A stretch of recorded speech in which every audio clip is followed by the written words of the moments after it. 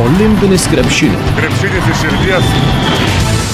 Sveiki, oranžinio kamuolio bičiuliai. Su jumis Olimpinis krepšinis ir aš Balys Šmigelskas. Sekmadienį pasibaigė Olimpinio krepšinio turnyras Londone. Čempionų vardus apgynė Amerikos rinktinė, o lietuviai turėjo tenkintis patekimu tarp 8 stipriausių pasaulio komandų. Tačiau apie viską iš eilės. Grupėje A rinktinės išsidėstė pagal gražią pergalių gradaciją. Visas 5 pergalės šventė Amerikos rinktinė. Prancūzai su 4 pergalėmis užėmė antrąją vietą. Pralaimėjo tik JAF rinktiniai. Treti grupėje liko vadinamieji Argentinos senieji vilkai, pasiekė 3 pergalės. Kaip žinia, Lietuva užėmė 4 vietą, pelniusi pergalės prieš Nigeriją ir Tunisą. Atitinkamai pirmoji Afrikos komanda iškovojo 1 pergalę ir tą pačią prieš Tuniso rinktinę, kuri vienintelė grupėje liko be pergalių. Vis dėlto, abi Afrikos komandos patampė nervus varžovams. Tai atsispindi rungtynėse Prancūzija Nigerija, kur Europos vicečempionai pergalę šventė vos 6 taškų skirtumu. Taip pat visi puikiai prisimena mūsų rungtynės su Tunisu, kur savo atstumą pavyko įgyti tik 4 kėlinio viduryje. Taigi, kaip ir buvo galima prognozuoti prieš Olimpiadą, šioje grupėje už borto liko Nigerija ir Tunisas. Grupėje B. Išankstinėse prognozėse čia favoritai buvo ispanai, tačiau šie irgi praleido Rusijos ir Brazilijos rinktinės. Grupės nugalėtojai rusai pralaimėjo nieko nelėmusios rungtynės Australijos krepšininkams. Tuo tarpu ispanų ir brazilų mačas apaugo gandais. Yra manančių, kad ispanai pralaimėjo tyčia, taip norėdami išvengti pusfinalyje JAV krepšininkų. Tačiau tokios kalbos ir lieka gandų lygyje. Tuo tarpu Olimpiados šeimininkams kalnų nuversti nepavyko. Ir ši turėjo tenkintis 5 vietą grupėje ir vienintelę pergalę prieš Kinijos atstovus, kurie nei karto nepatyrė pergalės džiaugsmo ir grupėje liko paskutiniai. Antrame turnyro etape ketvirtfinaliuose staigmenų taip pat neužfiksuota. Amerikos rinktinė užtikrintai įveikė Australiją. Itin emocinga kova vyko tarp praėjusių metų finalo dalyvių - Prancūzijos ir Ispanijos rinktinių. Mačo pabaigą tiksliau sužaidė ispanai. Po šių rungtynių pasaulį apskriejo tyčinis Nikolaso Batumo smūgis Juanui Carloso Navarro. Spaudos konferencijoje paklaustas, ar tai atspindi olimpinę dvasią, prancūzas retoriškai paklausė, o ar tyčiniai pralaimėjimai atspindi olimpinę dvasią, omenyje turėdamas Ispanijos ir Brazilijos mačą. Kita dvikova tarp Rusijos ir Lietuvos rinktinių pasibaigė skausmingai mums. Pasak trenerių ir žaidėjų, mes turėjome šansą, tačiau patys susimovėme, patys savo iškasėme duobę. Klaidos taip ir išliko šių metų rungtynės devizu. Principinėme mūšyje Brazilija ir Argentina po įnirtingos kovos šventė pastarieji. Šioje olimpiadoje nebuvo kovojama dėl 5-8 vietų. Rusijos rinktinė turėjo 14 taškų persvarą prieš Ispaniją, tačiau antroje rungtynių pusėje buvo visiškai nepanašus į save. Andrejus Kirilenka ir kompanija antrus metus suklupo ten pat, pusfinalyje. Tik čempionatas kitas. Taip pat antrus metus iš eilės iškovota 3 vieta. Ir taip pat dramatiškai. Pernai Europos čempionate prieš Makedoniją, šiemet olimpinėse žaidynėse prieš Argentiną. Krepšinio mėgėjų fantazija jau dabar kaitina mintis apie tai, kad ateinantį sezoną Minnesotos Timberwolves klube žais 3 europiečiai – Andrejus Kirilenka, Aleksejus Švedas ir ispanas Ricky Rubio. Olimpinio krepšinio finalas buvo taip pat įspūdingas. Nors Ispanijos rinktinė viso čempionato metu buvo susilaukusi daugelįpės kritikos, tačiau mačai dėl aukso įrodė, jog ji turbūt yra vis dar vienintelė komanda, kuri gali mesti rimčiausią iššūkį dėl pergalės Amerikos rinktiniai. Ispanai pralaimėjo, tačiau privertė NBA žvaigždė žaisti išsijuosus visas 40 minučių. Rungtynės panašios kaip ir prieš 4 metus. Ispanai sužaidė kone idealiai, bet to buvo maža. Rezultatas 100-107. Na, o Lietuvos rinktinė bent jau gali pasidžiaugti tuo, jog išliko labiausiai pasipriešinusi Amerikos rinktiniai, pralaimėjusi tik 5 taškų skirtumu.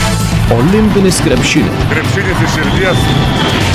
Jeigu reikėtų rinkti rungtynes, kuriuose pagal rezultatą būtų matomas didžiausias skirtumas, tai būtų Amerikos ir Tuniso rungtynių mačas. Šis pasibaigė atitinkamai 110-63. Turnyro naudingiausių žaidėjų tapo ispanas Pau Gazolis. Antrąją vietą pelnė Andrejus Kirilenka, trečiąją Emanuelis Ginobili, ketvirtas liko Jungtinių Amerikos valstijų žvaigždė Kevinas Durantas, na, o 5 Kinas Hijanlenas. Taip pat į 10 pateko LeBronas Jamesas, Luisas Skiola, Nikolasas Batumas, Joe Ingelsas ir Makrem Ben Romdahane. Jeigu reikėtų išskirti lietuvius, čia galima paminėti, jog 2 taškius mūsų šalies krepšininkas Darius Songaila metė prašiau tik už Keviną Lauą ir nuo jo atsiliko vos 1% pataikymų. 2 taškus atgimęs Darius Songaila metė 80% taiklumu. 3 taškų sferoje antras liko Šarūnas Jasikevičius, kuris krepšį iš toli atakavo 58% taiklumu. Šio legendinio ir jau baigusio rinktinėje karjerą krepšininko pavardę randame ir dar keliose skiltyse. Šarūnas buvo 5 žaidėjas pagal rezultatyvius perdavimus. Vidutiniškai per rungtynes jų atlikdavo 5. Iš neigiamos pusės Šaras darė ir daugiausiai klaidų, vidutiniškai po 4 per rungtynes. Tikliausiai būdas Lietuvos rinktinėje metė Darius Songaila, kuris pagal šį elementą liko 3 turnyre. Na, o 4 vietą tarp visų baudų metikų užėmė Paulius Jankūnas. Be abejo, visą tai menka paguodo Lietuvos krepšiniui. Pirmą kartą po 5 olimpiadų iš eilės mes likome už pusfinalio barjero. Taip pat antrus metus iš eilės neprasimušta tarp 4 stipriausių čempionato komandų. Karjerą rinktinėje baigė Rimantas Kaukėnas, Darius Songaila ir Šarūnas Jasikevičius. Ši olimpiada paskutinė buvo ir kitoms žvaigždėms – Kobe Bryantui, Emanueliui Ginobili ir Pablo Prigioni, Filipe Rejusui. Tačiau kad ir kokie būtų geri šie žaidėjai,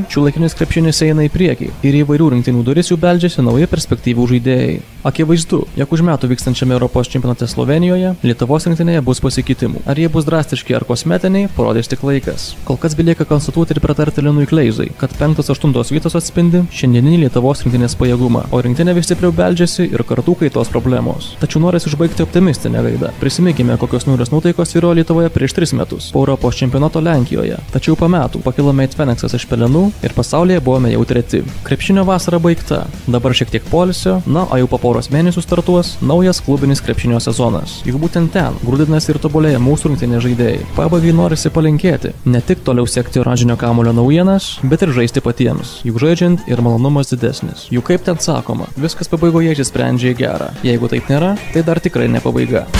Olimpinis krepšinis. Krepšinis iš širdies.